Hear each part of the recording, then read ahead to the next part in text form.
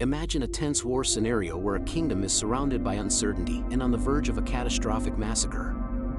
The enemy forces, numerous and fierce, advance with determination to destroy, spreading a sense of hopelessness. However, at the peak of this chaos, something remarkable happens. A celestial angel, sent by God Himself, appears on the battlefield. What follows is an epic scene of divine power, where this angel defeats no less than 185,000 enemy soldiers, thwarting plans of destruction and securing the protection of the kingdom. In today's video, we will reveal all the details of this dramatic battle, so get ready, like this video, subscribe to the channel, and let's dive into this fascinating narrative. Amidst the turmoil of ancient kingdoms, a remarkable figure emerges in the kingdom of Judah, King Hezekiah, son of Ahaz. He took the throne at the age of 25, around 715 BC, following his father's death. However, more than merely inheriting power, Hezekiah stood out for his deep commitment to the God of Israel.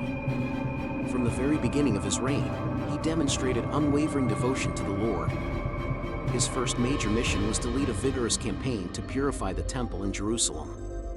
Aware of the significance of this sacred place, Hezekiah dedicated himself to eliminating any trace of idolatry that had infiltrated the temple's surroundings. Altars dedicated to pagan deities were torn down, and idols that had turned the people's hearts away were removed. Hezekiah didn't just stop at eliminating idolatrous practices, he also established genuine worship of the Lord. He implemented rituals and practices that renewed faith in the God of Israel, restoring the temple's spiritual purity. This initiative against idolatry was not merely a formality, but rather a genuine expression of Hezekiah's devout heart. His zeal for the Lord was evident, as he did not shy away from confronting deeply rooted customs that had led the nation astray from its spiritual purpose. His leadership went beyond reforming the temple's worship. It sparked a spiritual renewal among the people of Judah, inspiring a new era of devotion and faithfulness to the God of Israel. An intriguing story centers around a bronze serpent erected by Moses during the Exodus, as recorded in the book of Numbers. The creation of this serpent was associated with an act of divine healing, where those who were bitten by venomous snakes could look at the bronze serpent and be healed. However, over the years, this serpent turned into an object of worship, known as Nehushtan. Instead of serving as a symbol of trust in God's healing power, it became an idol, violating the fundamental principle of exclusive worship of the Lord. When Hezekiah began his religious reforms in Judah, he boldly decided to destroy the bronze serpent, thus eliminating a source of idolatry and reaffirming devotion to the God of Israel. Hezekiah's action not only broke away from idolatrous practices, but also represented his firm commitment to restoring pure and exclusive worship of the God of Israel. His decision to eradicate idolatry did not come without challenges. He faced resistance and criticism, yet his trust in the Lord remained steadfast. This commitment was more than just an act of religious fervor, it was a clear demonstration of his unwavering trust in divine providence. By purifying the temple and eliminating idolatry, Hezekiah not only restored true worship but also made way for divine intervention in his life and the history of his nation. The Lord responded to this act of faith with abundant blessings, showing Himself to be a God who honors those who seek Him with sincerity of heart. Thus, King Hezekiah's story goes beyond a mere chapter in Judah's history. It becomes a lasting testimony of how genuine commitment to God can impact not only a king's life, but also transform an entire nation. Hezekiah left behind a legacy of faithfulness, reminding us of the vital importance of placing God at the center of our lives and society. However, the situation was about to worsen. Amidst political instability and constant threats, the imposing figure of Sennacherib, king of Assyria, cast his shadow over Judah's borders. This was a time when nations were defined by their military strength, and Sennacherib led Assyria, recognized as one of the most powerful nations in the world at that time. The Assyrian army, feared for its brutality and renowned military efficiency, emerged as an immediate and overwhelming threat to the neighboring kingdoms. In his expansionist ambition, Sennacherib advanced mercilessly through the cities of Judah, leaving a trail of devastation in his wake. However, his main target was the jewel of the region, Jerusalem. Hezekiah, a faithful and God-fearing king, found himself cornered by the imminent Assyrian threat. Seeking a peaceful alternative, he attempted to dissuade Sennacherib from invading Jerusalem. In a desperate move, Hezekiah offered a substantial tribute, gathering treasures from the temple and palace in Jerusalem. This tribute was extraordinary, equivalent to 10.5 tons of silver and approximately 1.5 tons of gold. This offering symbolized not just material wealth but also a deep desire to protect the sacred city and its people. However, Sennacherib's response reflected the characteristic arrogance of conquerors of that era. Disregarding the offered tribute, the Assyrian king openly challenged both Hezekiah and the God of Israel. With words full of disdain, he declared that just as the gods of conquered nations could not stop him, the God of Israel would also be powerless against his might. This blasphemy not only heightened tensions but also underscored the need for divine intervention, as Sennacherib's pride directly confronted God's sovereignty. With the rejection of his peace efforts, Hezekiah turned to the only source capable of bringing true deliverance, his faith and trust in the Lord. Confronted by the overwhelming Assyrian threat, he faced a period marked by great uncertainty and fear. The biblical account highlights his initial reaction of despair upon receiving Sennacherib's ultimatum. Hezekiah tore his robes and wrapped himself in sackcloth, a traditional symbol of mourning and distress in Jewish culture at that time. This act expressed his pain and dependence on God as he sought divine guidance and assistance amid the looming crisis. Despite the pressure, Hezekiah chose not to give in to despair but directed his plea to the God of Israel. Instead of surrendering entirely to fear and insecurity, he took decisive action and went to the temple of the Lord to worship, seeking refuge in God's presence amid adversity. This decision reflects Hezekiah's understanding that, even in the face of a gigantic threat, his true confidence and shelter were found in the Lord. Furthermore, he did not hesitate to seek spiritual guidance from the prophet Isaiah, showing his willingness to follow divine direction. In that moment of distress, the prophet Isaiah, designated as the Lord's messenger, brought a divine revelation to the king. Under God's direction, Isaiah proclaimed words of comfort and a promise of deliverance. The prophet's message was like a balm to Hezekiah's troubled heart. Do not fear the words you have heard, with which the servants of the king of Assyria have blasphemed against me. Behold, I will put a spirit in him, and he shall hear a rumor and return to his own land. 2 Kings 19 verses 6-7. Isaiah faithfully conveyed God's words, assuring Hezekiah of divine protection and supernatural intervention amid the crisis. The God of Israel would not ignore the plea of his faithful servant. The promise was clear: Jerusalem would not be handed over to the king of Assyria. The Lord, whom Hezekiah had sought in prayer, was about to reveal his power in response to the faith placed in him.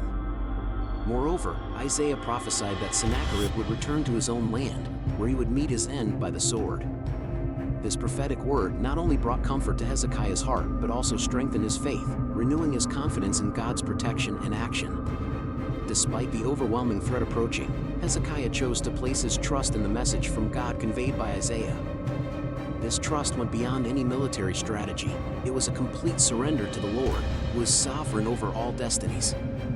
That morning, the atmosphere was heavy with apprehension.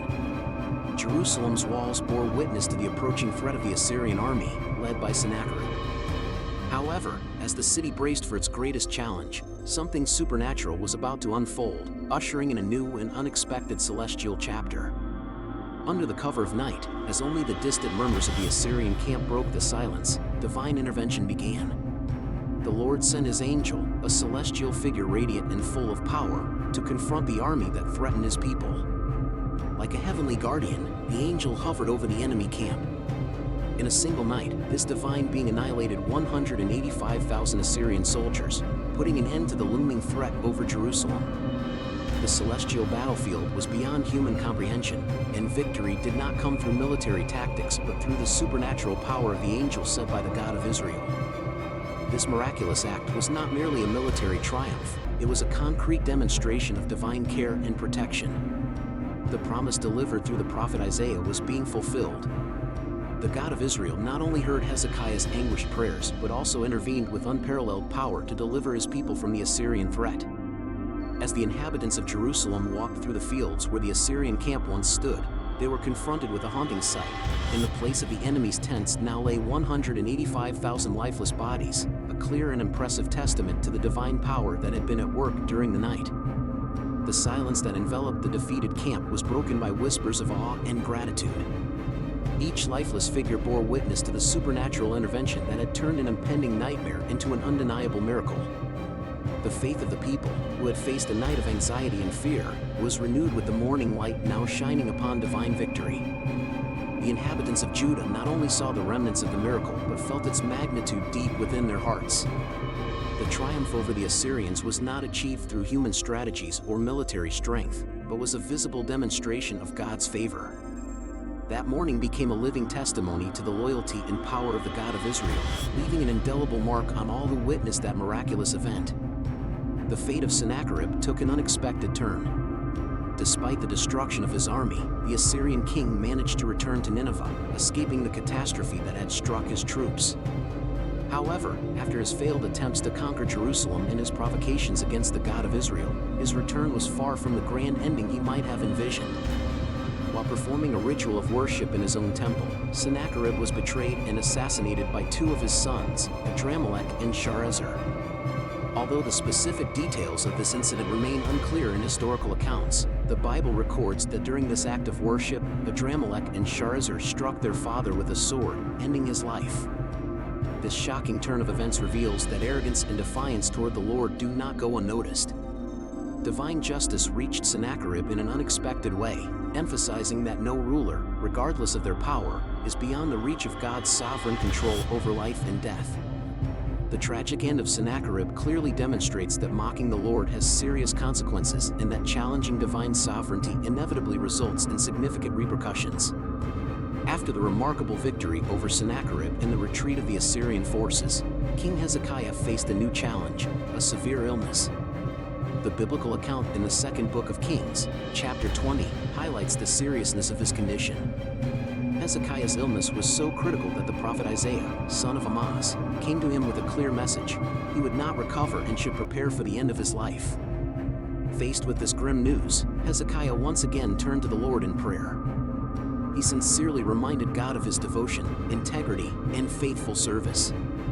In tears, Hezekiah pleaded with the Lord to remember him and reconsider his fate. In response to Hezekiah's heartfelt plea, God sent Isaiah back to deliver a new message. The Lord had heard his prayer. Determined to restore the king's health, God provided a sign to confirm his intent. Isaiah instructed that a poultice of figs be applied to Hezekiah's wound as a sign of the imminent miracle. The king's illness was healed, and his health was restored. Moreover, in an act of mercy, God promised Hezekiah an additional 15 years of life. This extension of time was a direct response to Hezekiah's fervent prayer and commitment to the Lord. This story emphasizes not only God's power to heal, but also his willingness to listen and respond to the sincere prayers of his faithful servants. It stands as a clear testimony that the Lord is faithful and present in the most challenging moments, ready to act in response to the faith of those who earnestly seek him. If you enjoyed this video, don't forget to like it, subscribe to the channel, and share in the comments how God has revealed himself in your life through your prayers. Your story can inspire and encourage others to trust in God. Stay blessed, take care, and may God continue to guide you on your journey.